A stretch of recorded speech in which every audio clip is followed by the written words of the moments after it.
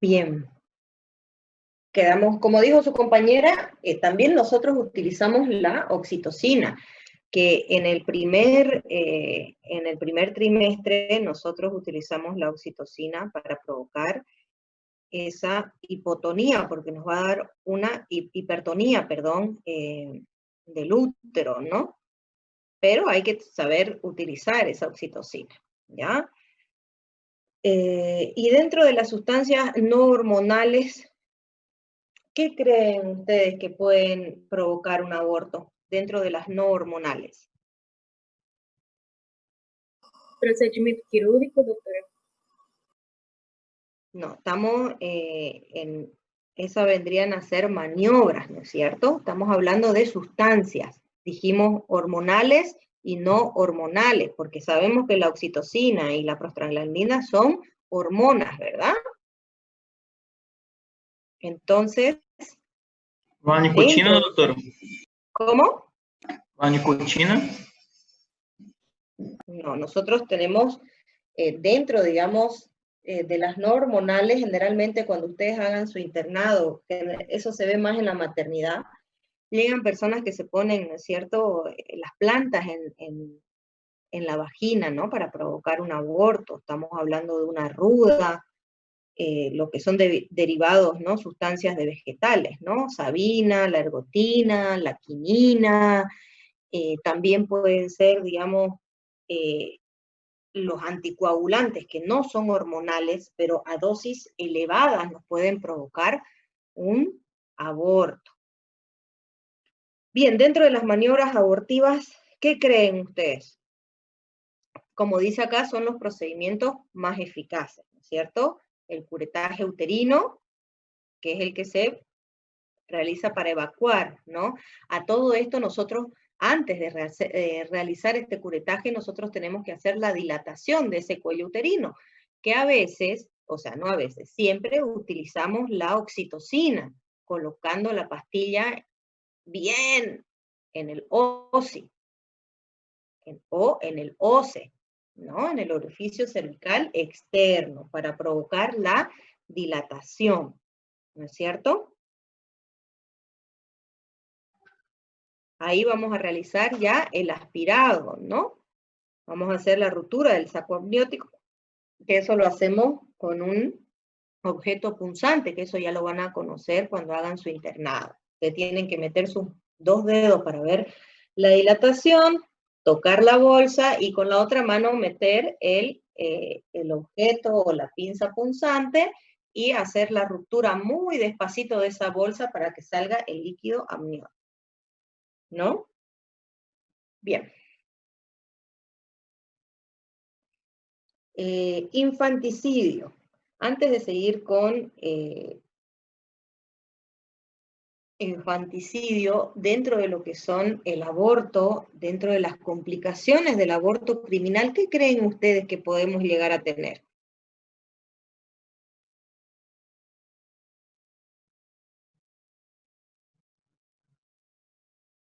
¿Puedes repetir, doctora? ¿Qué complicaciones podemos llegar a tener en un aborto? Muerte de la Esterilidad madre, de la mujer, sangrado. Vamos a tener, que lo más comunes son las perforaciones uterinas, ¿no es cierto? O también, esas son las simples, también podemos tener las asociadas, que son ya con otro tipo de vísceras, ¿no es cierto? Después podemos llegar a tener, ¿qué más? Una rotura uterina, ¿verdad? Podemos llegar a tener infarto y abscesos uterinos, ¿no? Y a raíz de eso podemos infecciones, muy bien, que se van a relacionar a estas infecciones a las perforaciones, ¿no? Dentro de estos tipos de infecciones por las perforaciones, ¿qué tipo nos va a provocar? ¿Qué infecciones? ¿Cómo se llama esa infección que es la más común? Sepsis. Embolia gaseosa, aborto infectado simple, o también podemos tener aborto séptico, ¿no es cierto? Que ahí, si ya tenemos un aborto séptico, nosotros vamos a tener síndrome que llamamos nosotros, que es el síndrome de Mondor, ¿no? Cuando es un aborto séptico, cuando ya está totalmente infectado, ¿no? Generalmente este aborto de Mondor o síndrome de Mondor, perdón, tiene una tasa muy alta de mortalidad, ¿no? ¿Por qué? ¿Qué gérmenes nos van a provocar este aborto séptico?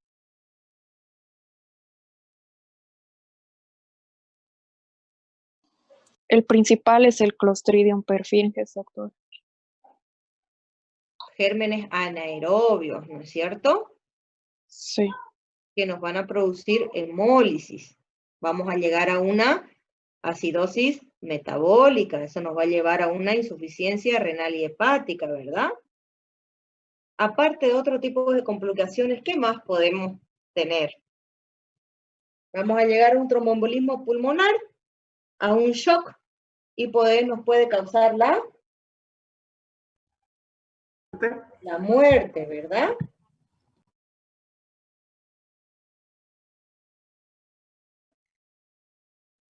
Cuando hacemos el diagnóstico médico legal de un aborto en una mujer viva, nosotros ahí tenemos que ver o hacer o comprender, perdón, el examen psíquico-físico, ¿no es cierto?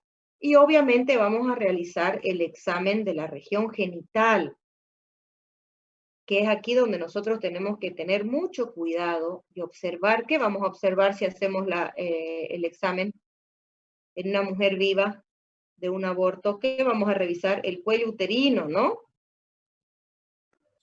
Sí, doctor. ¿Cuáles son las lesiones típicas que podemos nosotros cuando hacemos el examen a una mujer viva que produce un aborto? Lesiones, estoy hablando de lesiones típicas. ¿Qué se pueden encontrar ustedes? De esas mismas maniobras del curetaje que habíamos dicho. ¿Qué nos puede provocar? ¿Qué tipo de lesiones?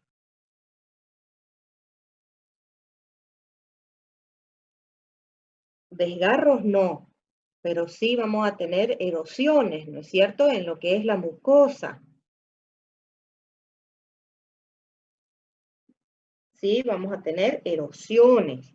Y en un cadáver, cuando hacemos nosotros en un cadáver, realizamos la autopsia, teníamos dos tipos, ¿no es cierto? ¿Qué tipos de autopsia íbamos a hacer nosotros?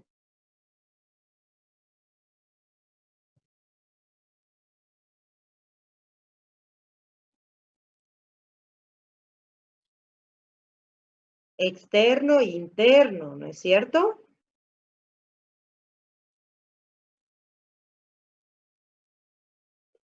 En un cadáver que falleció por un aborto, vamos a hacer también el cadáver externo y el examen externo y el examen interno, ¿no es cierto?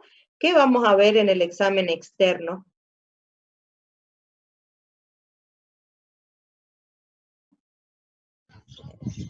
La edad, el tamaño, los antropométricos. Ya, ¿qué más?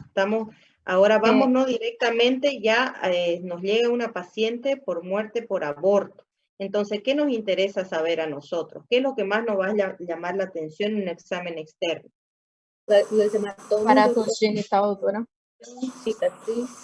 Las mamas van a estar aumentadas de tamaño, ¿no es cierto? Al igual que el abdomen, ¿no? Estamos hablando del examen externo. Entonces, lo primero que nosotros vamos a ver son las mamas aumentadas de tamaño, el abdomen va a estar aumentada de tamaño. ¿Y qué más dijimos? En los primeros meses de embarazo, ¿qué es lo que pasa? ¿Qué pasa con las aureolas? Van a estar hiperpigmentadas, ¿no es cierto? Y puede llegar a ser que tengamos calostro en los pezones. Y en el examen interno, ¿qué vamos a ver?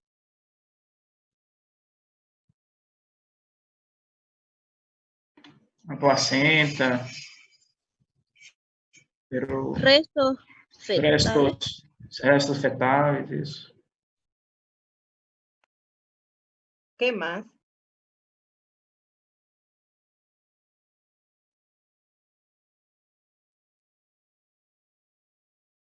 Aparte de restos fetales, placentarios, ¿no es cierto? Nosotros cuando vamos a hacer ya el examen interno de la parte del aparato genital, si hubiesen o si hubo maniobras instrumentales, habíamos dicho, así como en una mujer viva, el cuello va a tener lesiones escoriativas, ¿no es cierto? Que ya lo habíamos señalado anteriormente, ¿verdad? El útero, ¿cómo va a estar? Aumentado de tamaño, ¿no es cierto? Y eso va a depender de la edad gestacional que tenga el feto, o que tuviese el feto, ¿no? Cómo va a estar el tamaño del abdomen. ¿Qué más? Podemos ver nosotros si hubo o no perforaciones, ¿verdad?